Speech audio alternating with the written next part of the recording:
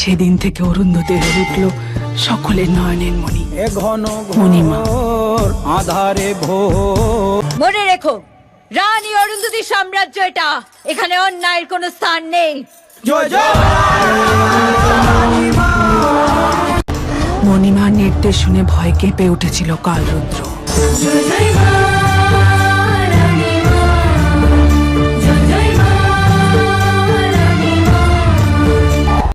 আমার মৃত্যু দিয়েই আমি সৃষ্টি করব ওর মৃত্যুবান অরুন্ধতী। এই মৃত্যু আমার সুখের, এই মৃত্যু আমার আনন্দের, এই মৃত্যু আমার অমরত্ব লাভ।